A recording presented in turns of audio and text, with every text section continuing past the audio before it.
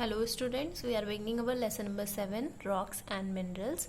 In this chapter you will learn different types of minerals and rocks. Types of rocks are igneous, sedimentary and metamorphic. Their properties and their formation. Rock cycle topic is reduced from your syllabus. Now let's start with introduction. What are rocks and what are minerals? Rocks and minerals both are found on the earth's surface, okay, but rocks are composed of minerals. How are rocks made up of? They are composed of minerals, and most common one are silicon and oxygen, and their chemical formula is silicon oxide, or we can say as quartz. Some minerals have crystal form, so the rocks formed will be also crystalline in nature. Crystal का मतलब कि वो चमकेंगे, बहुत ही ज़्यादा strong होंगे, hard rocks होंगे. Some rocks can be soft also. Example, granite. So there are many types of minerals which compose rock and known as rocks, and minerals are the substances which form rocks, and they are of chemical properties, means minerals have chemical properties in them, and due to different composition, means amount of different kind of material or mineral present in a specific type of rocks makes the rocks different. Okay, example is given here. If tea leaves, sugar, milk and water is added in a cup, it will be formed as tea.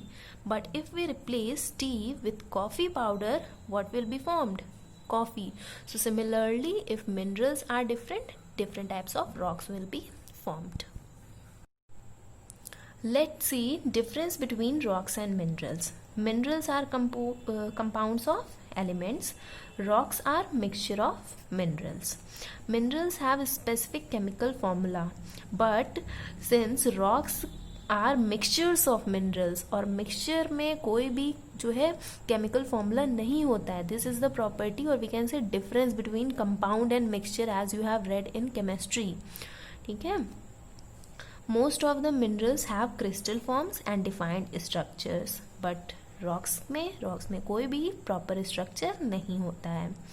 Minerals are identified on basis of various properties such as resistance, color, streak, luster, cleavage, magnetism, etc. ये सब different उनकी properties है minerals की, और इन्हीं different properties में जिस तरह का mineral present होगा उसी तरह का rocks form होता है. ठीक है. Rocks are identified on basis of mineral combinations, कि कौन सा mineral किस amount में ज़्यादा present है या कम present है. Types of minerals: rock forming minerals, economic minerals and ores. So these are three types of minerals which are found on earth. Next is type of rocks. Three are there: igneous, sedimentary and metamorphic. These three we have to study in this chapter. Now we are going to learn what are rock forming minerals, what are economic minerals and what are ores. Minerals are most commonly founded everywhere due to their abundance. Abundance means in a great quantity. So they are called as rock forming minerals. Example, quartz. So this is most common mineral found on the earth crust. Now minerals that are not common, which are found only at a particular place, they are called as economic minerals. So these economic minerals are found at a particular place. क्योंकि इसी वजह से वो rare हो जाते हैं और costly हो जाते हैं, जिसकी वजह से इकोनॉमी कंट्री की डिपेंड करती है, जिसकी वजह से इनका नाम हो गया economic minerals. And these economic minerals also take part in formation of rock. So they can also be called as rock forming minerals. But last one is we are going to read, that is ore. So ore do not form the rocks. They are metals which are, we can say, extracted from the earth, okay, from deep down the earth, and they can be called as ore of aluminium, copper or gold. So they are not present in pure form. They have to be made pure by various processes. So bauxite is an ore of aluminium. Next is uses of minerals. Now what are uses of minerals? First one is precious minerals such as diamond, gold, silver, platinum. So these are the economic minerals. They are used for making of ornaments. Next is fuel minerals such as crude oil, uranium. These are also economic minerals because we can say ore also and economic minerals also combinedly, because they are found at a particular place and they do not form rocks, etc. are used as generation of electricity and in transport sector. Many minerals are used as industrial raw minerals. Example, talc. Talc is used in the preparation of powders we use. So talc is a mineral extracted from the. Our last use of mineral is crystals of minerals such as quartz are very beautiful. They can be seen through a microscope. ये microscopic view है आपकी picture में दिया हुआ, and they are sold as decorative pieces at tourist places. Next, uses of rocks. Rocks का क्या use होता है? So many uses of rocks you must be knowing. So I think you can read about them from here. And next is rock cycle. This is cut from your syllabus. Now we will fastly move towards igneous rocks. Igneous rocks are formed due to solidification of lava or magma. Means a volcano erupted and lava came out through it, but on cooling what happens? It forms rocks and the name is igneous rocks. Igneous means Agni and Agni means in Hindi we can say Aag. So Aag is the lava, okay, and that lava solidifies to form as igneous rocks. So this you can see here, magma or lava moves out and that deposits here and forms the igneous rocks. Next is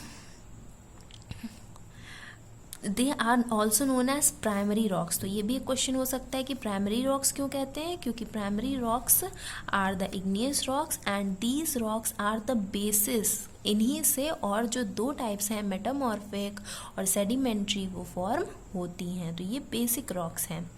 classic characteristics of igneous rocks. तो properties क्या है? They are form due to solidification of lava as we have just now read. Next,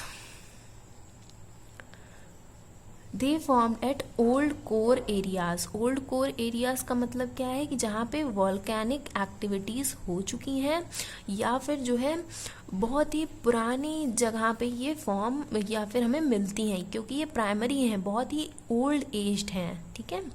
next, these are hard and resist to erosion. तो बहुत ही ज़्यादा hard rocks हैं और erosion इनमें जल्दी नहीं होता है बट उतना नहीं होता है. They are more durable. They are long lasting. Cracks and joints develop in these rocks through which water percolates, but generally these rocks are non-porous. तो due to different temperature और weather conditions की वजह से इनमें cracks हो जाता है, जिससे कि इनमें पानी percolate हो जाता है, जिससे कि फिर इनकी वेदरिंग स्टार्ट हो जाती है, इरोजन होने लगता है. But in general they are very hard and strong. Igneous rocks which are formed on the surface are fine grained. Fine grained का मतलब कि बहुत ही छोटे छोटे particles होते हैं due to rapid cooling process of lava, but which are at greater depth. Greater मतलब कि जो deep inside होता है, means below the surface of the earth, उसमें इनके granules जो होते हैं वो बड़े बड़े crystals lumps form में होते हैं और वो बहुत ही coarse होते हैं, खुरदुरे होते हैं, shiner नहीं होते हैं, fine नहीं होते, smooth नहीं होते हैं, क्योंकि वहाँ पे कूलिंग प्रोसेस जो है वो स्लो होता है डेप्थ में. Okay. Next, these rocks do not contain fossil fuels such as coal, crude oil or natural gas, because igneous rocks are formed due to solidification of hot and molten lava और magma. तो ये भी एक main जो है इनकी characteristic हो गई कि ये फॉसिल फ्यूल्स कंटेन नहीं करते हैं. क्यों? क्योंकि अभी ये फ्रेशली फॉर्म्ड हुए हैं. ठीक है. और जैसे ये फ्रेशली फॉर्म्ड होते हैं तो ये बहुत ही हार्ड होते हैं, तो उनमें फॉसिल फ्यूल्स नहीं जनरेट होते. But after the time passes, अभी हम लोगों ने एक टॉपिक पढ़ा कि जो है क्रैकिंग हो जाती है, फिर उसमें वाटर जो है जाता है, एयर जाती है, उसके बाद जो नेक्स्ट स्टेज आती है सेडिमेंट्री रॉक्स की, उनमें ये पाया जाता है। तो बाय द टाइम कि फॉसिल फ्यूल्स इन रॉक्स में पाया जाए तो इग्नियस रॉक्स कन्वर्ट होने लगती हैं सेडिमेंट्री रॉक्स में। Igneous rocks are more affected by mechanical weathering than by chemical weathering. Classification of igneous rocks based on their place of formation or origin. अभी हम लोगों ने पढ़ा कि कुछ रॉक्स जो होती हैं इग्नियस वो सरफेस पे होती हैं और कुछ बिलो द अर्थ होती हैं। तो उन्हीं के बेसिस पे कि वो कहाँ मिलेंगी हमें, दो नेम्स हैं, एक्सट्रूसिव एंड इंट्रूसिव। तो जो बिलो द अर्थ हैं वो क्या है, इंट्रूसिव है। इनसे याद रखेंगे, in means below the earth या इनसाइड द अर्थ, और जो बाहर है due to solidification of lava on the earth surface उनको कहेंगे extrusive. Ex means outside. Okay, next is proper definition here. Extrusive igneous rocks are formed on earth's surface due to rapid cooling process of lava, and they are mostly non-crystalline, and examples are given here: basalt, gabbro, volcanic bomb, etc. Next, intrusive igneous rocks are formed due to solidification of magma below the earth surface, and hot molten magma जो होता है वो इसमें gap create करता है, cracks create करता है, जिसकी वजह से जो है ये ब्रेक डाउन होते हैं और कन्वर्ट होना शुरू हो जाते हैं due to we can say various shapes and sizes, and they are known as by many different names such as dike, sill, laccolith, lapolith. So vertical wall like formation of rock, vertical wall like formation of rock को कहेंगे dike. Horizontal sheet like formation of rock is called as sill, and oval or round shaped domes with flat base rock, मतलब oval shape में है but flat base है तो उसको कहेंगे laccolith. And lopolith have concave form. Concave form का मतलब हो गया कि broad at the sides and thin in the middle. Now you see in this picture laccolith, यहाँ पे जाके डिपॉजिट हो गया मैग्मा, यहाँ पे डाइक्स हैं वर्टिकल, सिल इज हॉरिजॉन्टल, ये हो गया लैपोलिथ। तो ये सब क्या है कि ये मैग्मा है जो पहले से रॉक्स प्रेजेंट है उसके बीच में गया था, फिर उसके बाद वो सॉलिडिफाई हुआ, तो जहाँ उसको जैसे स्पेस मिला उस फॉर्म में वो उसका शेप एंड साइज हो गया, तो उसी के अकॉर्डिंग इनका डिफरेंट नेम हो जाता है। So intrusive igneous rocks are formed at greater depth below the earth. Okay, so they are known as plutonic rocks. Plutonic rocks कहाँ से वर्ड आया है, ग्रीक किंग से आया है, तो इसका मतलब है कि ये ग्रीक वर्ड है, and Greek king of underground world जिसका नाम है प्लूटो, और वहीं से कह दिया गया कि ये प्लूटोनिक रॉक्स हैं। तो ये जितनी भी ऊपर अभी हम लोगों ने पढ़ी है 4 काइंड्स, वो सब क्या है, प्लूटोनिक रॉक्स हैं। Next, these intrusive igneous rocks are formed at intermediate stage below the surface of earth but above the plutonic rocks. तो intrusive igneous rocks are formed at intermediate stage, जो कि हम लोग कह सकते हैं बीच की स्टेज है, जो कि below the surface भी है but plutonic rocks से ऊपर भी है। कुछ ऐसे हैं जिनको कह सकते हैं हाइपाबिसल। हाइपाबिसल जो रॉक्स हैं उनमें है डाइक, सिल, लैकोलिथ। ठीक है, तो ये जो है एक कंडीशन है या कह सकते हैं कि स्टेज है जिसमें रॉक्स के फॉर्मेशन कुछ डेप्थ्स के ऊपर होता है, बहुत ज़्यादा डीप डाउन नहीं होता है, तो ये सब हाइपाबिसल रॉक्स कहलाती हैं। नेक्स्ट है कि केमिकल कंपोजिशन। केमिकल कंपोजिशन अभी तक हम लोगों ने उनके शेप, साइज और प्लेस से पढ़ा। अब केमिकल कंपोजिशन अभी हम लोगों ने पढ़ा था मिनरल्स। तो मिनरल्स उनमें किस तरह के डिफरेंट हो सकते हैं, उनके बेसिस पे इग्नियस रॉक्स 2 टाइप्स की होती हैं, एक हो गया एसिडिक, एक हो गया बेसिक। तो एसिडिक इग्नियस रॉक्स में हो जाएगा कि एसिड वाले मिनरल्स प्रेजेंट हैं, बेसिक में दे आर नॉट एसिडिक।